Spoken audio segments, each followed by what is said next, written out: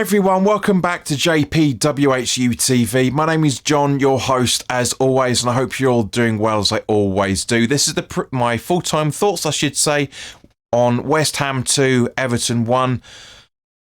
Obviously, of course, in the preview it was supposed to be Darren England to be the referee, but for some random reason it was changed to Michael Oliver. Not impressed with that in any shape or form.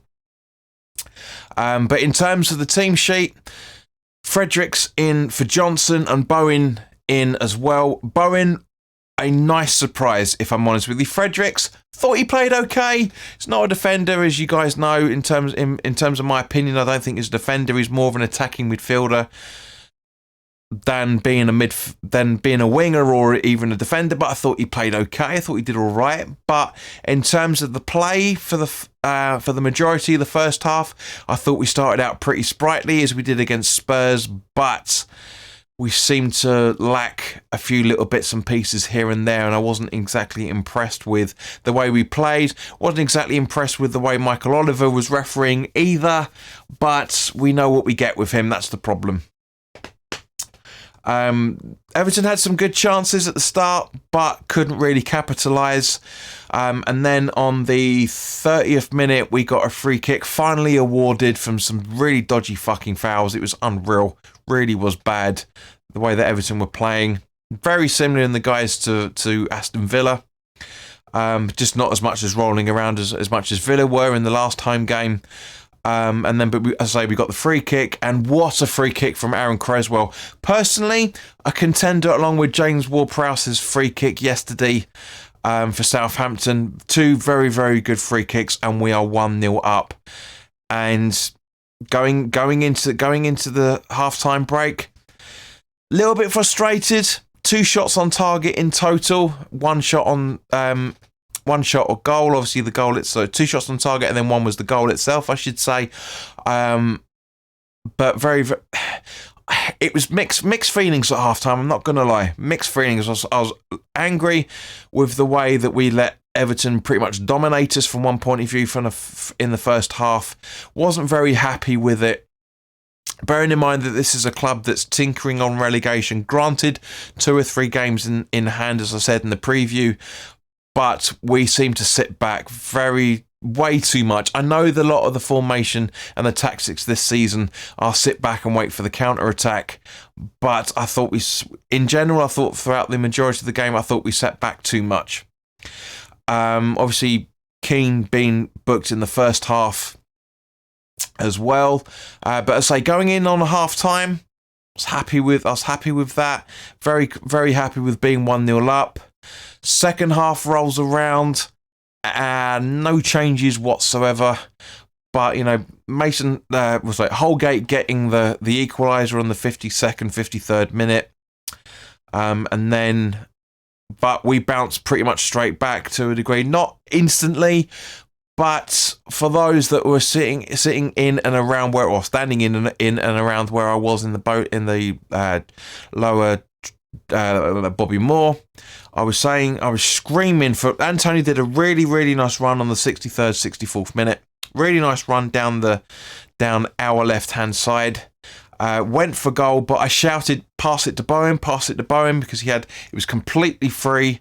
Antonio goes for goal and gets deflected, bam, straight into the path of Bowen. Boom, it's 2-1, and that's how the game ended. And that was obviously quite a few minutes before Keane got a second yellow for that stupid fouls he was making, and Everton went down to 10 men. But even then, we sat back.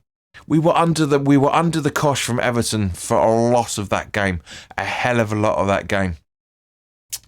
Obviously Bowen came off, which is totally understandable, as did Ben Rama, because obviously Ben Rama is starting Ramadan now, so I'm guessing he didn't look screwed in any shape or form, but I reckon both are being rested for Thursday.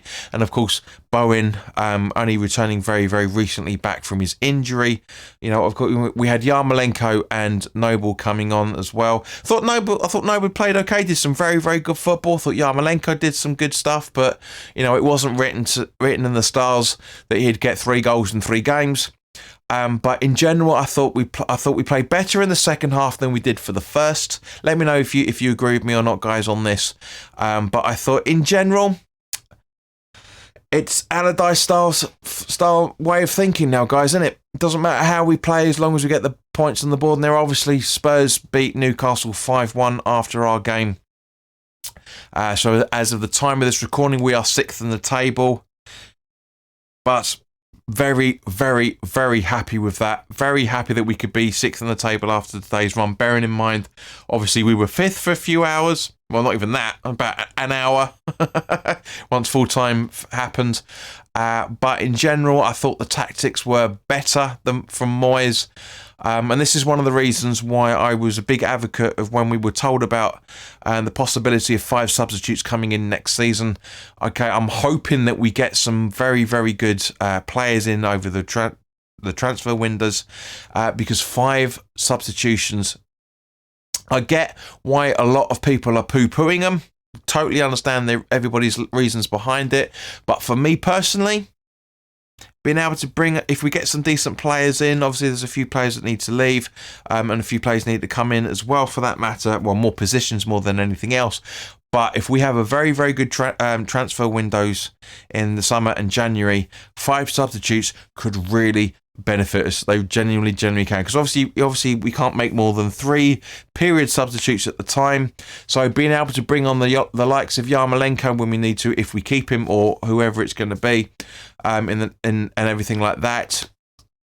And also, I just want to talk about the England draw as well, because as you guys know, as you can see from the where is it there, the flag there. We do talk about England as well. Very, very good draw for England to be keeping an eye out for that as well. Obviously, depending on the Scotland, Wales and Ukraine fixtures as well. But drawing Iran with that, and also the US, obviously, you know, for obvious reasons.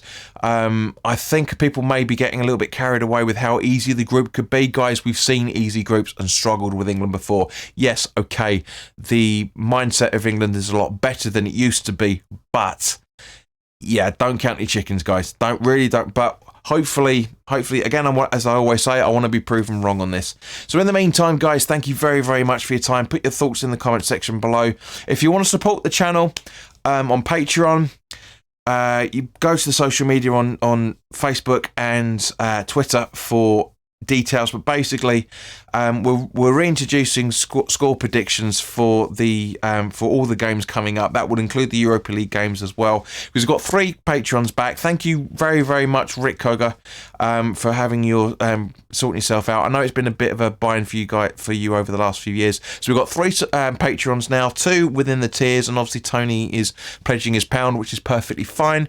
If you want to pledge £1 a month, you get access to AJ's column as and when he's able to make them. You'll be able to vote on the polls of what you think the results are going to be. There's going to be more textual, and I say textual things coming up, which will be under that level. Of course, if you want to become a Patreon, a proper tiered Patreon, there's the Academy level, Academy player level, I should say, which basically gives you 24 hours access to all previews.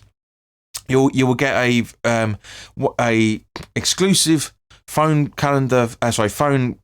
background for you as well, and you'll also be able to enjoy everything else for the pledge. And likewise with the starting 11 which is £3 a month plus VAT. The Academy graduate is £2.50 plus VAT. For that extra 50p a month, you'll be getting you'll be able to have a live one-to-one discussion about West Ham and anything else you want as when you sign up.